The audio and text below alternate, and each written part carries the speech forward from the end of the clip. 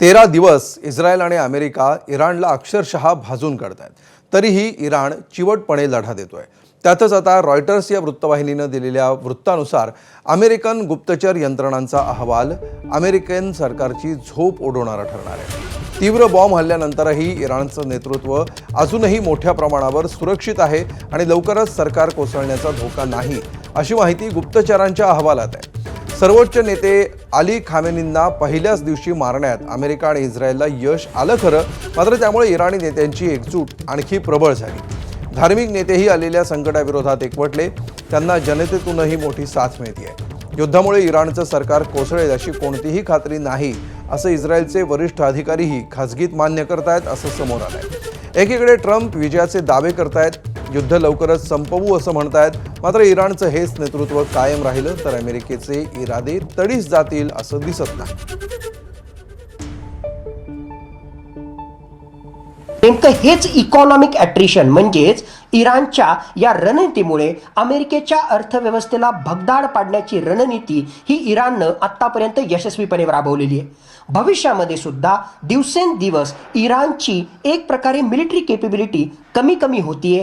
America हा इराणमध्ये डीपवर जाऊन हल्ले त्या ठिकाणी करतोय आणि म्हणूनच इराणची एअर डिफेन्स सिस्टम त्या ठिकाणी असो, आर्मी, नेव्ही, एअरफोर्स मोठ्या प्रमाणामध्ये त्यांना क्षतिग्रस्त करण्यामध्ये अमेरिका यशस्वी झालेला आहे. पण असं असताना सुद्धा स्ट्रेट ऑफ होर्मुझची नाकेबंदी करणं असो, त्याचबरोबर इराणकडे उपलब्ध असणारे लो कॉस्ट ड्रोन याच्या माध्यमातून पुढचे कित्येक आठवडे अमेरिका आणि इस्रायलला झुंजवत ठेवण्याची एक प्रकारची रणनीती इराण येणाऱ्या काळामध्ये वापरू शकतो.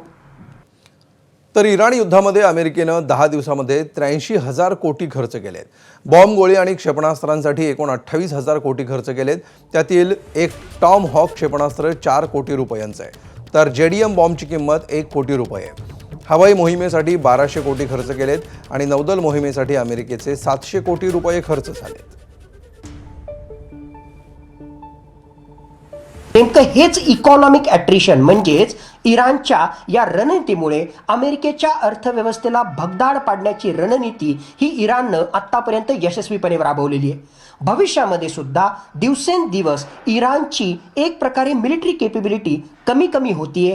अमेरिका हा इराणमध्ये डीपवर जाऊन हल्ले त्या ठिकाणी करतोय आणि म्हणूनच इराणची एअर डिफेन्स सिस्टम त्या ठिकाणी असो, आर्मी, नेव्ही, एअरफोर्स मोठ्या प्रमाणामध्ये त्यांना क्षतिग्रस्त करण्यामध्ये अमेरिका यशस्वी झालेला आहे. पण असं असताना सुद्धा स्ट्रेट ऑफ होर्मुझची नाकेबंदी करणं असो, त्याचबरोबर इराणकडे उपलब्ध असणारे लो कॉस्ट ड्रोन याच्या माध्यमातून पुढचे कित्येक आठवडे अमेरिका आणि इस्रायलला झुंजवत ठेवण्याची एक प्रकारची रणनीती इराण. ABP माझा, उघडा डोळे बघा नीट.